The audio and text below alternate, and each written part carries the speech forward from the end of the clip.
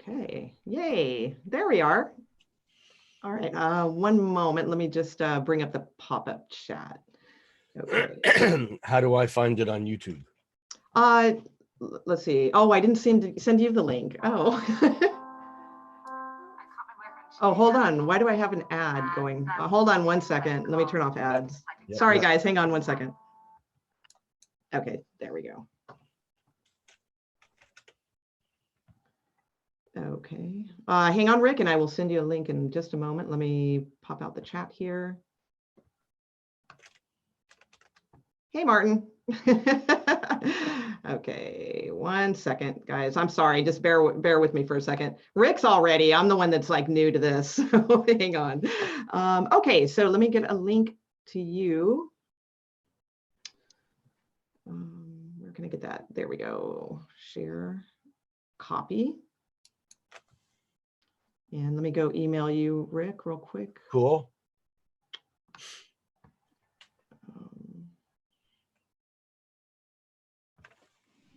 Sorry, guys, hang on.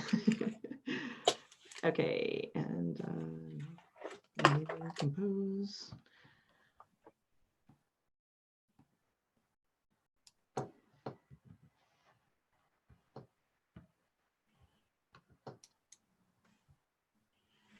Oh, I think I just copied the streaming link to my clipboard. It just. Okay, link is sent. So you should be able to, just when you pull it up, Rick, make sure that it is, the sound on YouTube is muted. Yep. Okay, and pop out chat. Whoops, all right. Almost set. Give me 2 more seconds and we are good. Okay. So can everybody hear us okay and everything's good? I can hear you okay and everything's good for me. Uh-oh, I've lost sound. Okay, can you hear me, Rick? I can hear you fine. Can you hear me? Okay.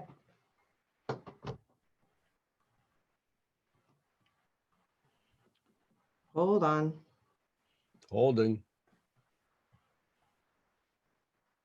Okay, so you guys on YouTube can hear me, but I can't hear Rick. Okay, all right. And can people on YouTube hear me? I can hear you fine. Can you hear me? I got it now. Yeah, okay, it was on my end. Okay. All righty. All right, Rick Levine, guys. So for those of you that don't know, Rick's just an amazing astrologer. Uh-oh, now I've got double sound. Hold on. I knew that would happen. So I can't mute one without the other. On YouTube, hear me? I got it. All right. Yeah, okay, it was on my, okay. All right. Rick Levine, guys. Okay, how do I get rid of that?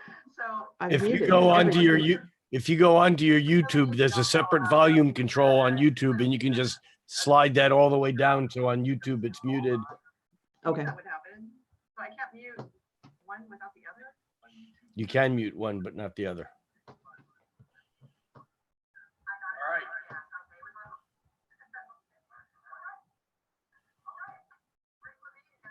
Okay, how do I get rid of that?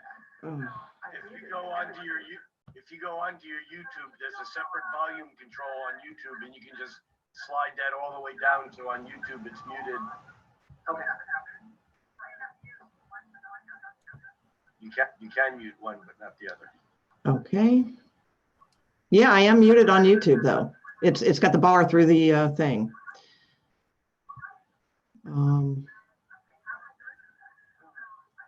And yours is muted on yours, right? It is. Okay, so it is on mine too. I don't understand what's going on.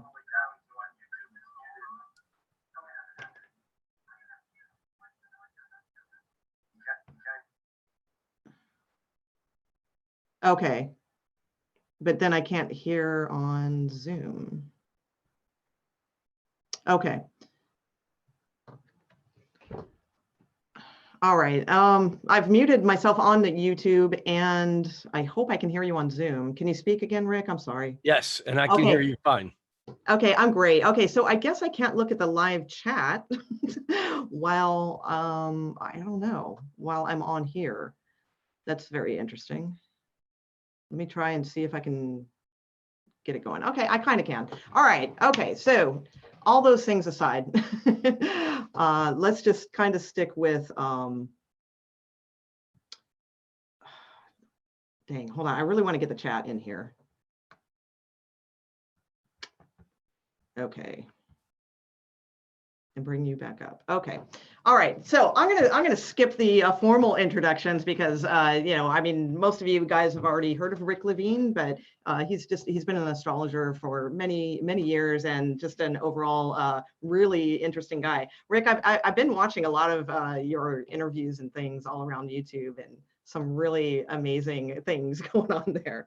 And I did this kind of a weird way to start, but just as sort of an informal type of thing, I was just curious on my own curiosity, what your favorite book is. Now, not necessarily astrology, just, or you can pick two, like astrology and what, you know, whatever you like. Oh, those, I don't know if you can see back Yeah. there, one of my bookshelves. You're That's asking why I me to wanted pick, to ask. you're asking me to pick my favorite book. Well, that's completely not fair. I mean, I would say that my favorite poetry book might be maybe the collected works of William Blake, or maybe one of the collected works of Rumi or Hafez. Favorite novel probably is, I would guess these days, by Neil Gaiman or Tom Robbins.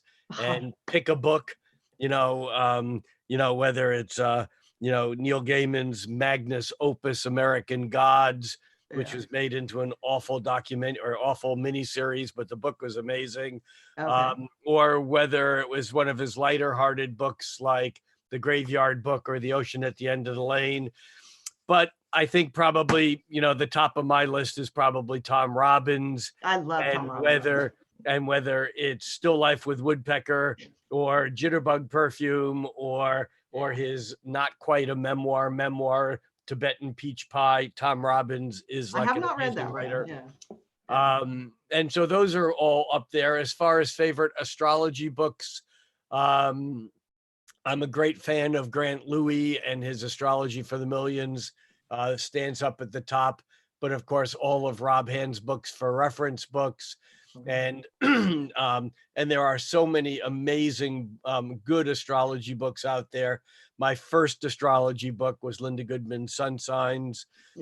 She was an Aries. I had the very strange, I wouldn't say pleasure, but I had the very strange experience of being at her funeral, which was a very bizarre story.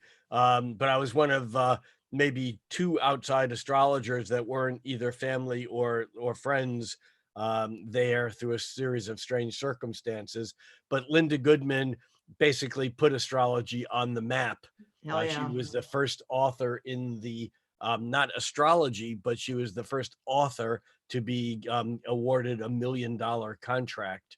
And so she's right up there for me. She was a brilliant writer, a very witchy writer. Star Signs is still one of my favorite books to this day.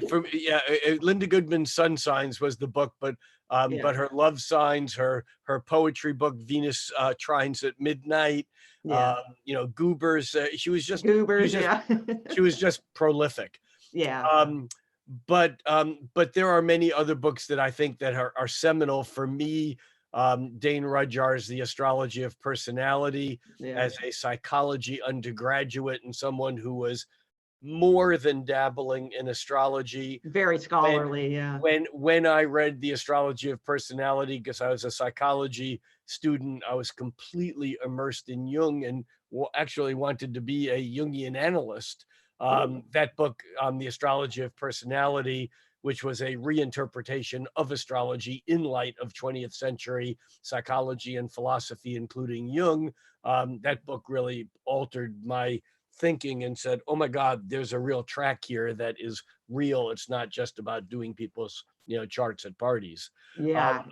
And I had the privilege of having that happen to me, when I was 20 years old, or 20 or 21, right in there. So I was lucky from that standpoint. And then there's just so many damn amazing books that have impacted me. Books by Marshall McLuhan and Buckminster Fuller, and the writing of Alan Watts and Tim Leary and Trungpa Chogyam Rinpoche, and a lot of the writers of Eastern and Tibetan philosophies. I mean, the list is just long and long and long, and I did a lousy job of telling you what my favorite book was. No, that's that would probably be the way my list would go too, and it'd have to be at least 20.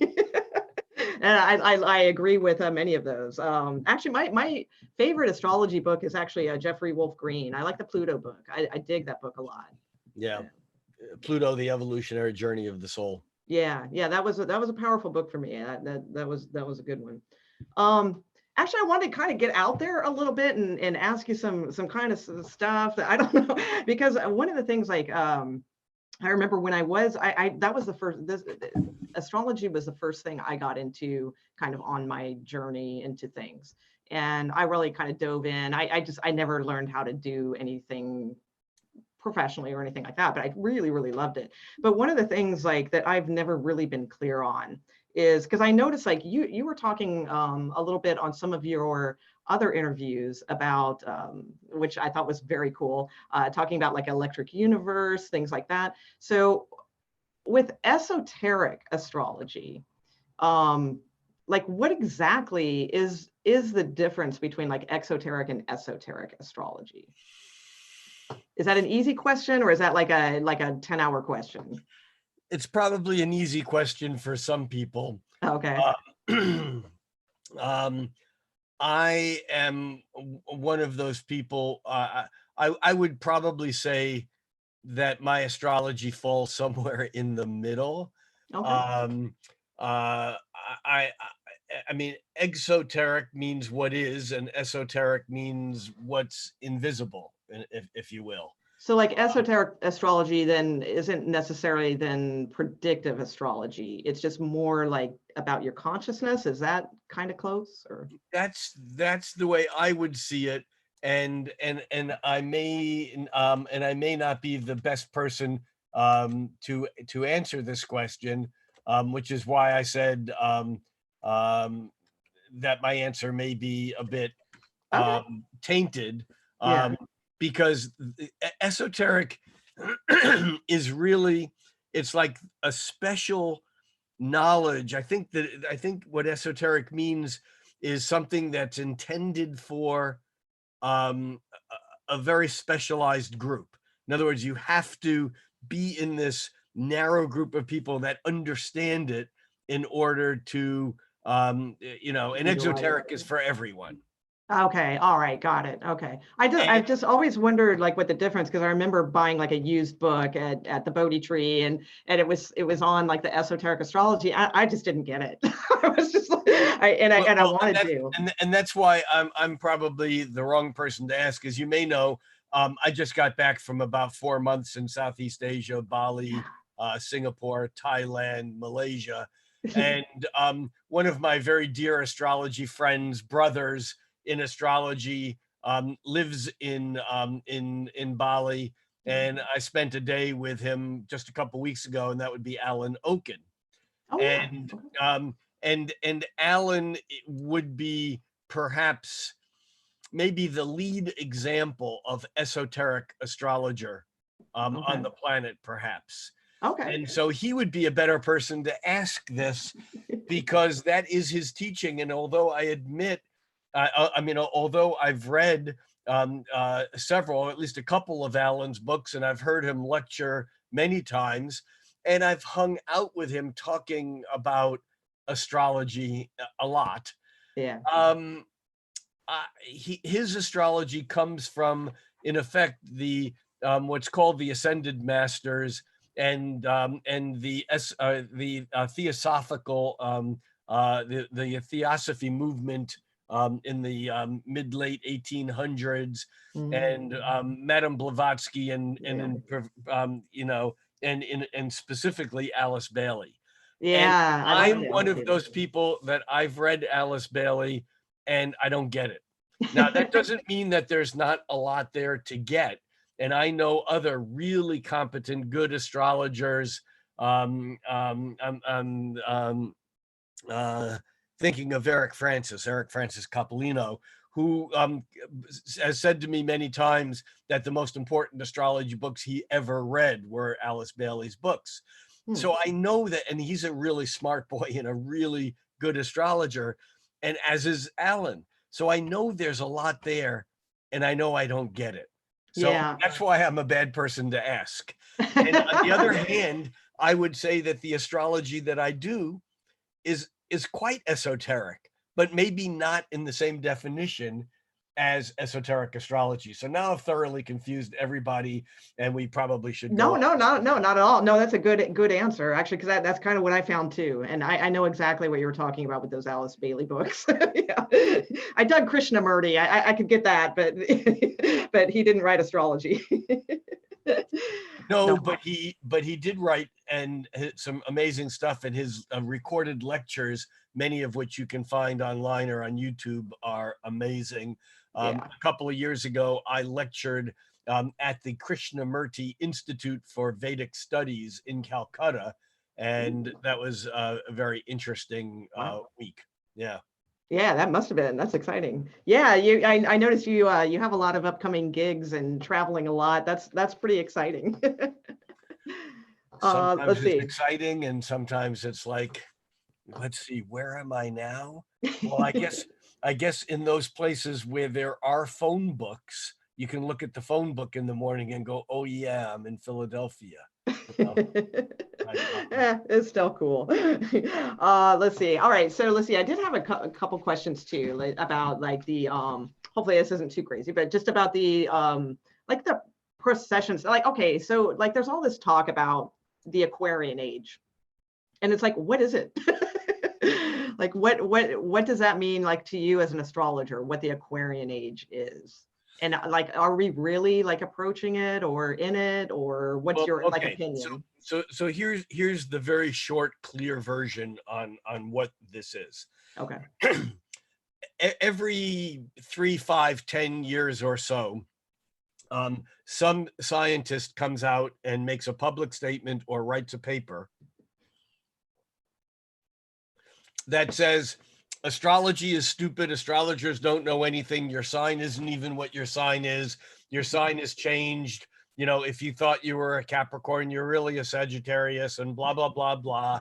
And it confuses the hell out of people who don't know. And then they think astrology is stupid because astrologers aren't even using the signs and so on. And unfortunately, what astronomers often forget or don't or never knew is that they're telling that the astronomers telling astrologers about the precession of the equinox is kind of like telling a Newtonian physicist about Newton's laws of motion. Precession was kind of conceived of and thought of and recognized by the early astrologers. And here's the way it works. Here's what we're talking about. If you spin a top and you spin it clockwise, you just get something spinning so it's going around in a circle, in the direction of a clock. And for those of you who are under the age of about 25 or 30, back in ancient times when you told time, you had these instruments where the hands went actually around in circles, and we called those clocks. Rather than a watch that just simply tells you the digital numbers of what time of day it was. Anyhow, I'm being half facetious, but we do lose something with digital technology often. And so when you spin a top in one direction, as it begins to slow down, every top spun will begin to wobble. And as it wobbles backwards to the direction of the spin. So in effect, as a top begins to wobble before it falls over and stops, the top obviously you can see it wobbles backwards. In other words, counter to the clock direction, counterclockwise. Okay. The Earth spins around like a top once every 24 hours. It wobbles like a top backwards once every 26,000 years. And this is something that the ancients knew. They knew this because they watched, and what they watched was the way that they told time. They didn't have calendars, they didn't have Outlook or a computer that you could sign on to, and the computer would say, it's February 29th, 3:22 p.m. You know, they had no way of knowing this. And so part of the problem of keeping time for when do we plant crops, when do we begin to migrate, what time of year is it, was basically left up to the timekeepers. We might call them the original astrologers.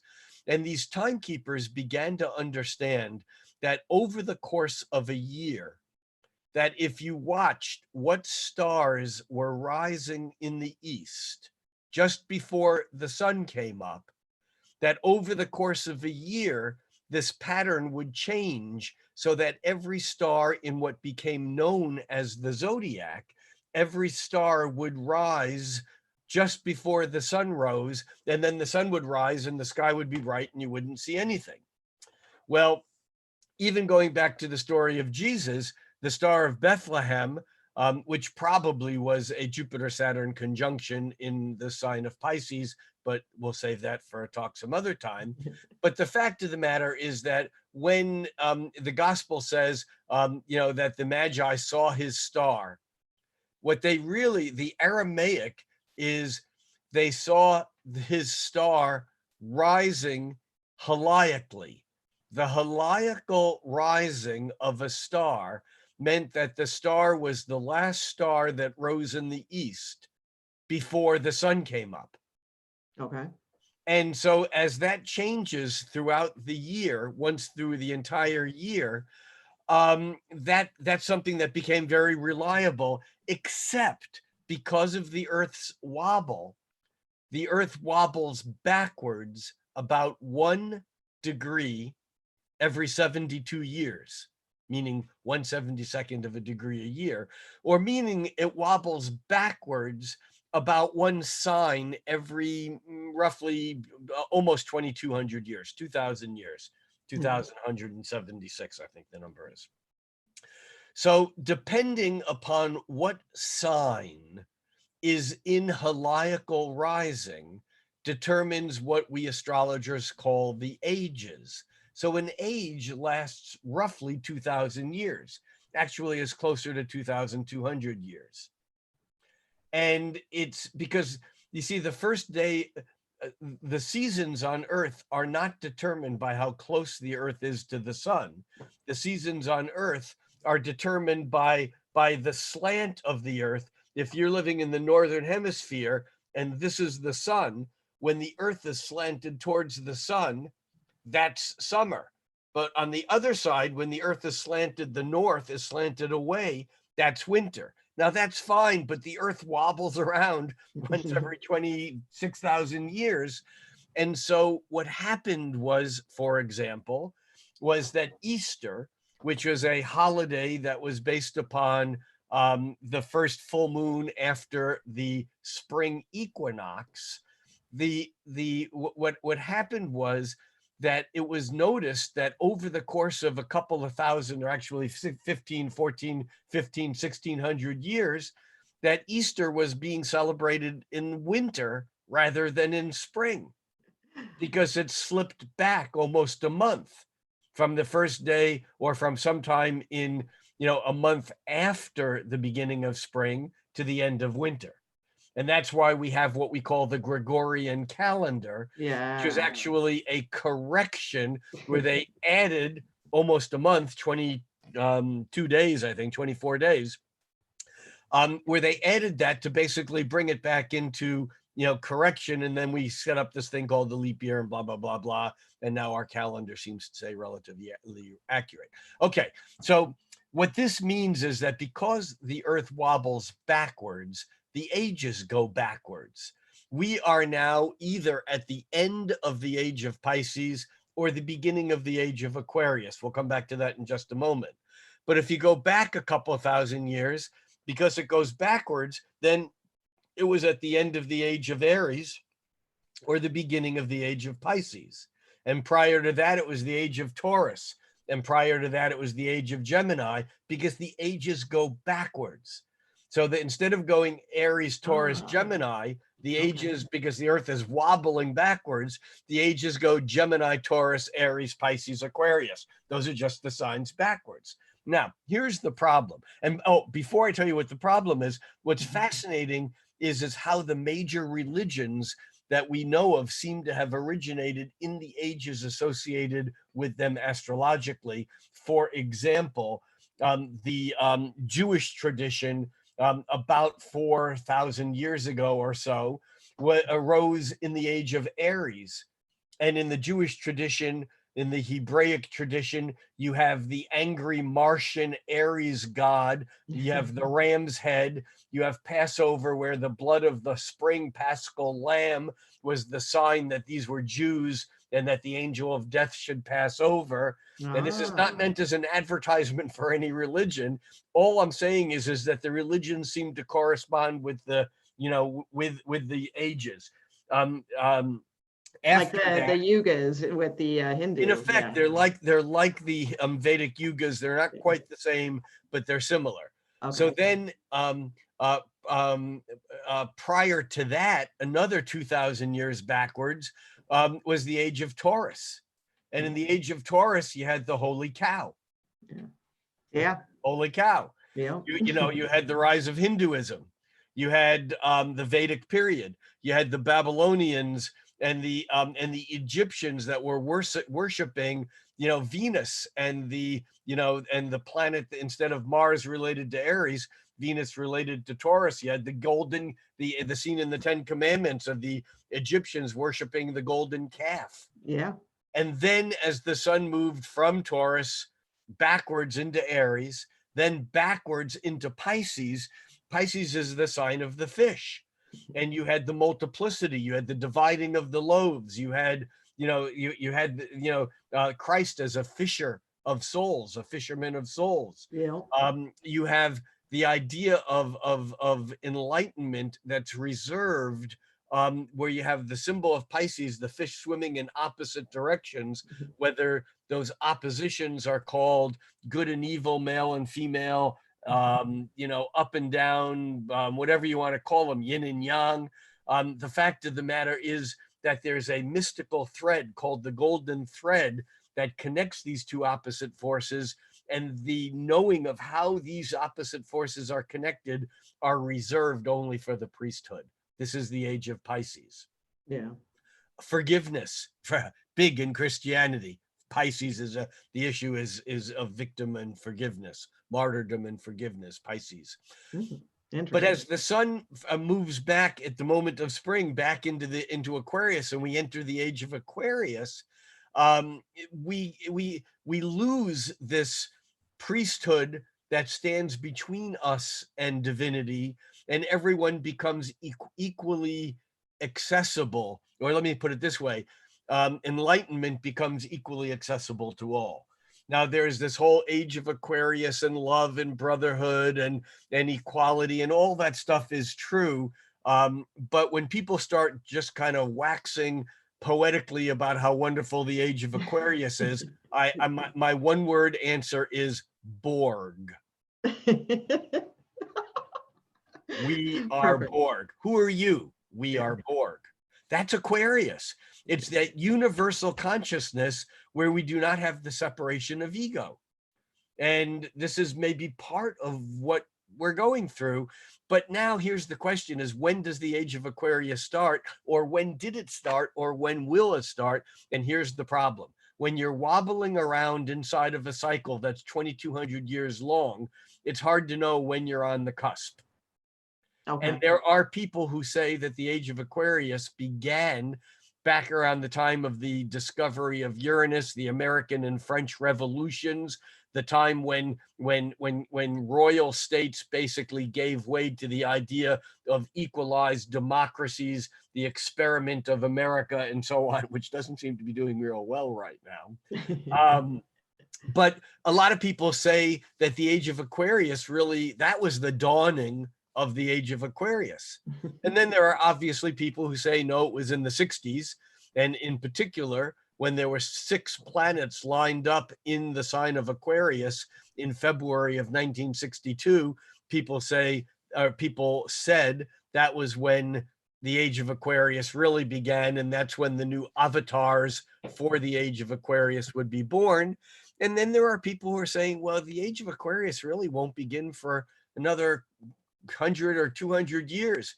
If the Age of Pisces began around the time of Jesus, give or take a generation or 2 or 3, John the Baptist, who knows what. But if the Age of Pisces began in that period of time, then we're still 150 years away or so from the Age of Aquarius. So the bottom line is that the switching between the ages takes time. We are definitely in that cuspal or edge period where we're seeing a dying off of the dinosaurs, of the patriarchy, of the greed of oil and capitalism and all this kind of stuff that intellectually we can see is on the way out. But we don't have fully a replacement yet because we're not fully in whatever's next. It's kind of like Moses wandering around in the promised land, because until all the old Jews, including Moses, died off, no one could get into the new territory. And right now we're kind of in that cuspal period that may take a generation or 2 or 3 or 4 for all of the old stuff to die off before we become whatever's next. Again, maybe more than you wanted, but that's my answer. No, that's sticking to it. Probably that's kind of what I thought too. It's just there's so much like talk and hype about it, and it's that I just always kind of assumed maybe they were like the hype was confusing that with more of, like you were mentioning, like about the yugas or like the golden age of man or something like that, which I mean those periods are like 24,000 years or something. So I've just always kind of wondered exactly like about the Age of Aquarius and what exactly that means, and it would be nice if it was coming right up. Oh, and I think the most important thing in this to really understand is that our whole idea of what time is and timelines in the West is pretty damn altered, limited, narrowed. Let's talk about that. we don't have a clue as to the larger picture of things. We think timelines, that's something like very intriguing to me. And I saw that you had an upcoming and this was not like a planned intro for him or anything. I actually did. I noticed today that you have some sort of talk coming up on time or something like that. It was all my talks are on time. Good answer. Yeah, I do have a talk coming up at the Washington State Astrology Association. Okay. Where it's an exploration into, we as astrologers, if there's one thing that we're supposed to have together, it's an understanding of time, and yet we really don't have a clue. I mean, I'll give you just a short flavor of this, and that is that we talk about past lives or past life regression, right? Right. Well, the problem with that is that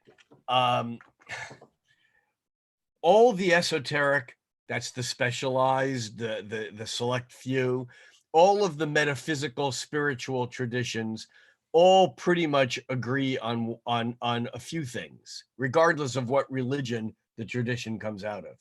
And one of the things that they agree with, and so does modern physicists agree with the same thing, and that is that time is not linear, although it appears that way to us while we're in a body. Right. Which begs another whole set of issues open for discussion, maybe not now. But the problem is that we have this illusion. Albert Einstein said, time is an illusion, albeit a very persistent one. Yeah, I love that one. And and there we think of the universe as heliocentric or geocentric. Well, we live in a chronocentric universe. We say the universe is 18 billion years old. The universe doesn't know what the fuck a year is. A year is something that happens on one little speck of dust on this planet we call Earth, going around a relatively minor sun that's in a galaxy of millions, hundreds of millions of stars, and we're not even near the center. We're out toward an outer rim of this galaxy that turns out to be one of hundreds of millions of galaxies. And we think the universe keeps time based upon the spin of this planet or the revolution of this planet around its local sun. That's stupid. What's a year? What's 18 billion years? So most theoretical physicists and most mystics believe, as did Ram Dass, who wrote a book called Be Here Now, an Aries, Be Here Now. Yeah.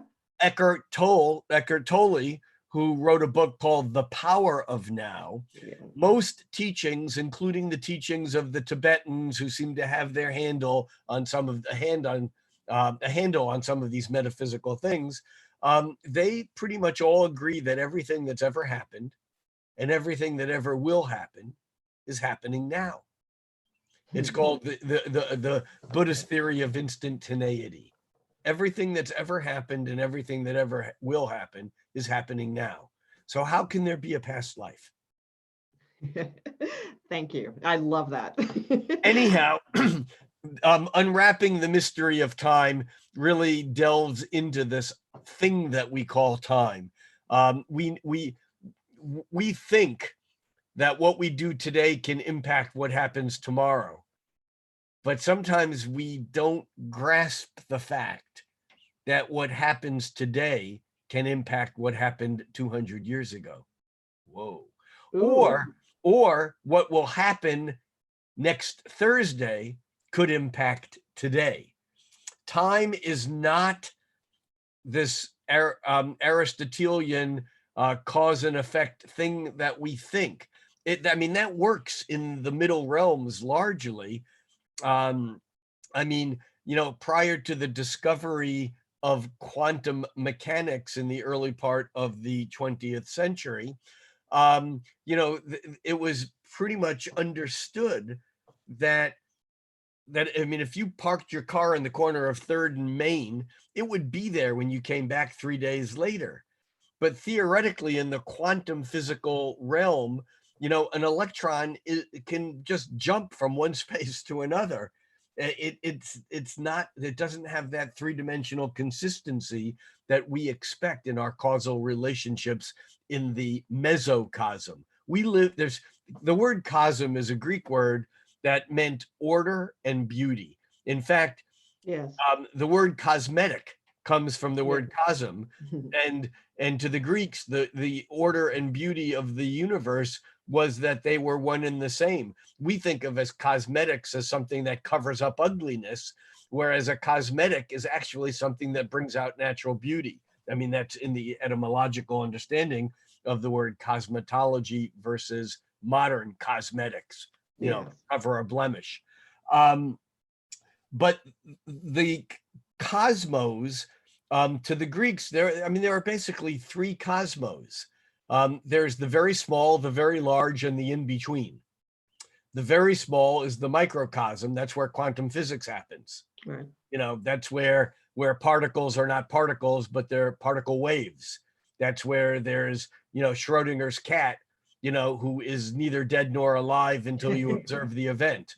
Right. It's all that stuff. And then there's the macrocosm of galactic and astronomical time and space, which incidentally, if the old teachings of Hermes Trismegistus, the what's called the Emerald Tablets, if that's true, and the first piece of that was as above, so below, the within of things is as the without of things. Yeah.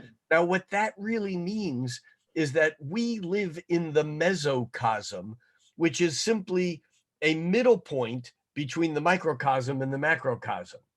It's not that the above creates the below. Yeah. It's as above, so below. The inside and the outside are one and the same. Yes. All right. So now, coming to the punchline here, what that means is all the quantum mechanical weirdness that occurs at the microcosmic level also occurs at the macrocosmic level. And I'll give you just a very couple of quick examples. And that is, at the microcosmic level, the big question is light a particle or is light a wave? And the modern answer is, duh, it's both. It travels like a wave unless you measure it. And when you look at it, for the moment you look at it, pop, it becomes a particle for when you look at it. But when you don't look at it, somehow it goes back into being a wave. Yes. That's puzzled me always, though, because well, it's not going to puzzle you anymore, because the question now is, at the macrocosm, are planets particles or waves? Yeah. And when you go out and you look at the moon, whether it's a new moon or full moon or waxing or waning, it's a particle. I mean, it's a huge particle. I call them BFPs, big fucking particles. So when you go out and look at the moon, or you see Saturn through a telescope with its rings, they are particles. But when you're not looking at it, the moon travels at the rate of 13 cycles a year. Yeah. Saturn makes 3 cycles, about 3 cycles a century. Pluto makes about 4 cycles every millennium. It's about 250 years, 243 years. So planets are measured just like subatomic realm things. When we measure them, when we look at them, they're particular. But when we're not looking at them, they're propagating like waves. The upstairs and the downstairs, the within and the without, are one and the same. And time and space are distorted equally at the very tiny and the very large, which now gets us to this whole thing I'm doing, my April 9th lecture here in Seattle, called Unwrapping the Mystery of Time, is going to explore some of these weirdnesses of what physicists now call retrocausality. Retrocausality is very simply how the future impacts the present. Okay, I haven't heard that term yet. Yeah, Google it. Yeah, I will. Yeah, definitely. Interesting. Oh, yeah, that sounds that's cool. I wish I were in the area. I'd come check that out. But Jack Sarfati, a PhD physicist, probably 30 years ahead of his time, kind of was one of the pioneer thinkers, I think, in this whole realm of retrocausality. I mean, it's assumed on the causal realm that time is a one-way street. You know, they call it the arrow of time. It goes into the future, not the other way. I actually believe that one cannot change the future. One can only change the past. Think about that. Well, I like that. People go, oh, no. The past is what is. It's done. I mean, you can't change the past.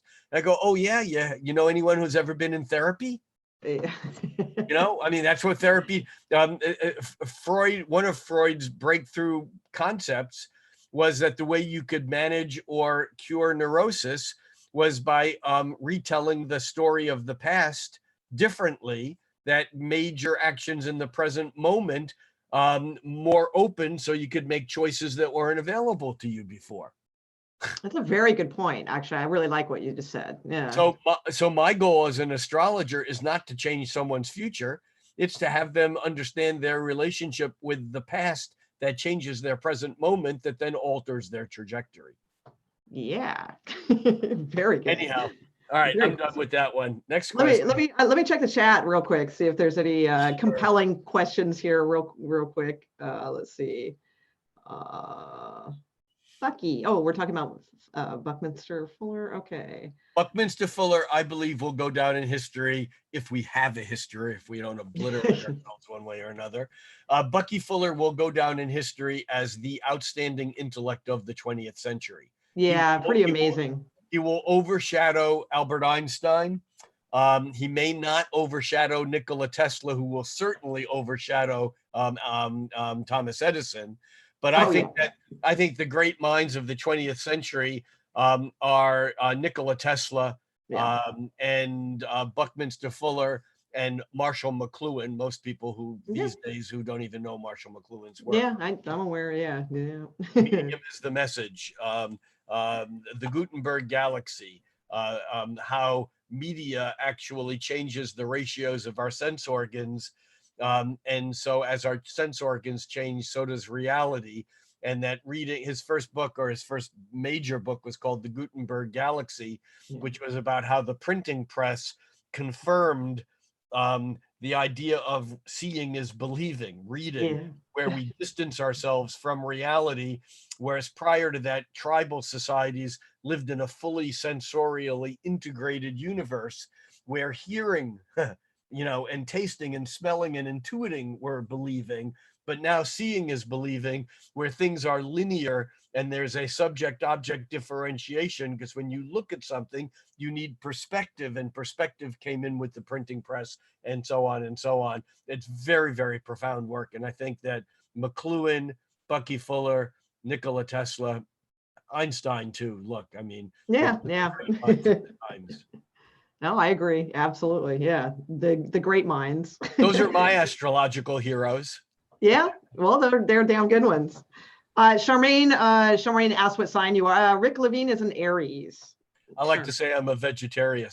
He's a vegetarian with my moon in crises.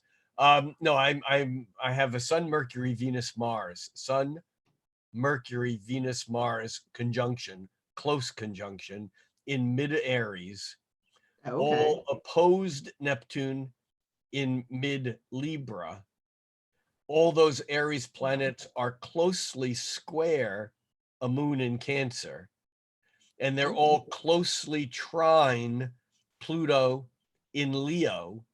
And the trine between Pluto and Leo and all those planets in Aries, the halfway point, the sextile point to all of those planets, is my Gemini rising, which is why I talk more smoothly than I think. And I sound smart. Look, I'm smart. I'm a smart boy. You are smart.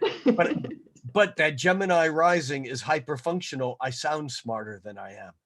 I figured it had to be, or not had to be, like I'm not that psychic, but I thought maybe Gemini, rising. Well, I think you mentioned that too. And that made sense to me, because Aries typically are not as articulate, as you tend to be. There are some that are very articulate. Thomas Jefferson, of course. Yeah. Thomas Jefferson was an Aries who wrote the Declaration of Independence. Well, okay. Yeah, and I mean that whole thing about signs and seeing people. I'm terrible at guessing. I tell people, when people go, "Can you guess my sign?" I go, "Sure." By the 10th or 11th guess, I'll probably have it. Yeah. I'm terrible at guessing signs. Yeah, I kind of am too. But I tell people it's like asking your doctor to guess your white blood cell count. Give me the damn lab report and I'm good. I know exactly what it means, but I'm not going to guess your chemistry. I want to see the report. I want to see the natal chart, and then I will talk about it. Yes. Well, that's smart. Oh shoot, I missed half my chat. Okay, let's see. Yeah, Alice Bailey is garbage. Okay, I just peering through here just to see if there's any real compelling things anybody wanted to add here. Let's see. Well, that's very compelling, Martin. Thank you. Schrodinger really used a gerbil, not a cat. But I don't know. I don't see a gerbil. So Heisenberg, who's famous for Heisenberg's uncertainty principle. Yes. Which basically says you can't know a particle and wave at the same time. The more you know about something's particularness, the less you know about its waveness, and vice versa.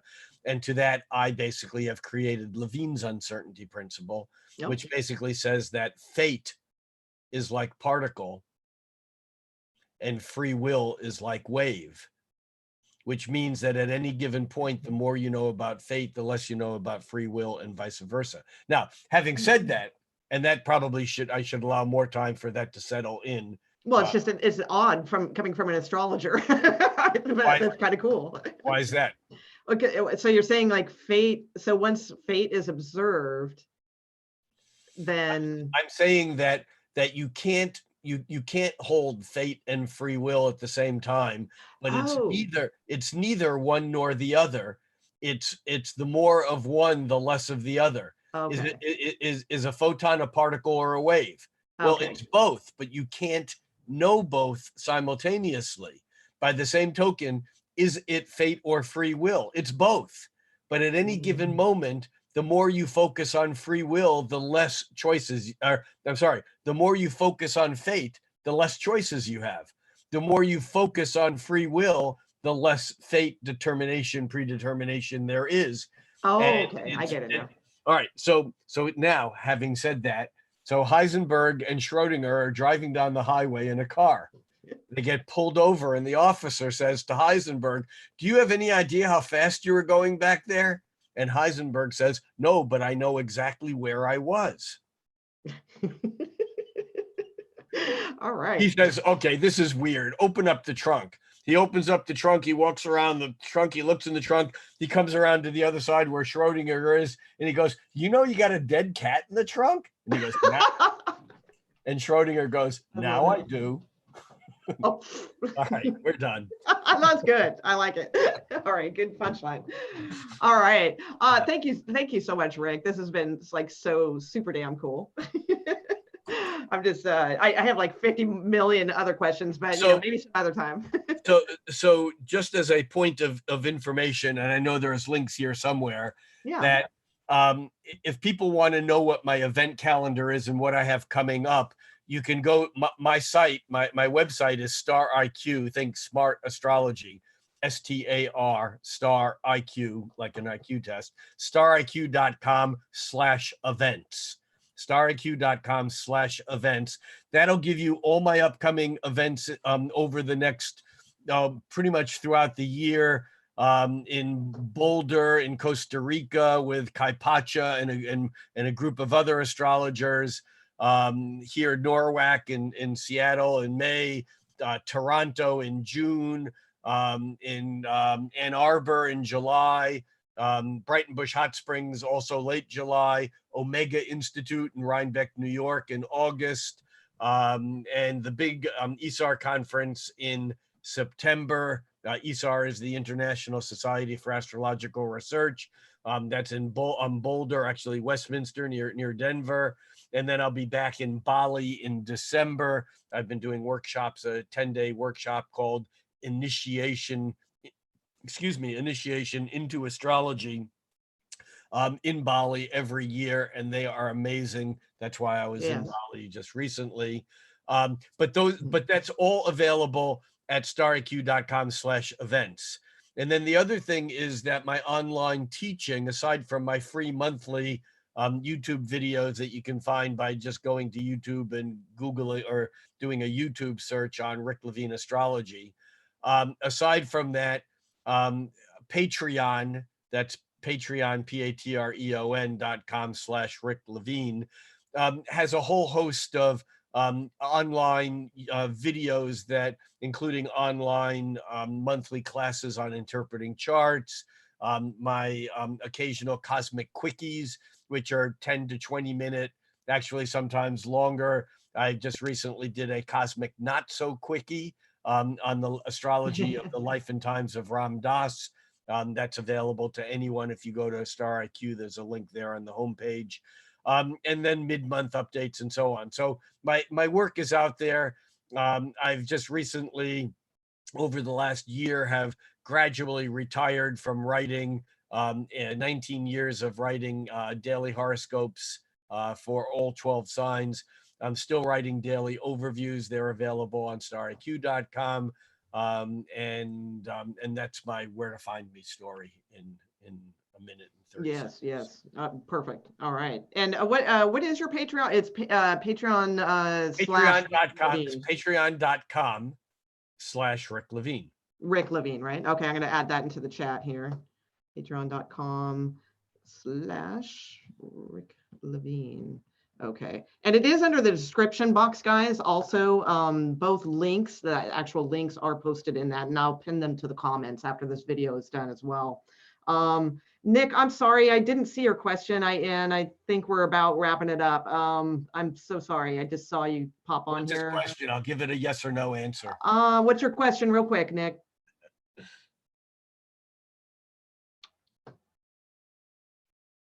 Let's see if he's still on here. See if I can find it.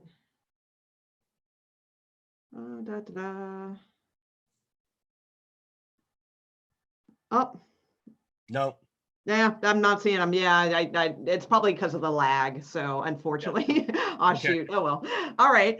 Hey, Rick, thank you very much, and I really appreciate you coming on. It's been very very enlightening and cool. Thank you. Well, what fun. Let's do it again sometime. All right, we'll do. All right. Good night. Thank you. All right. Good night, all. All right. Let's see. I'm still on, guys. Let me figure out how to end this. Okay, end meeting. Okay, there we go. And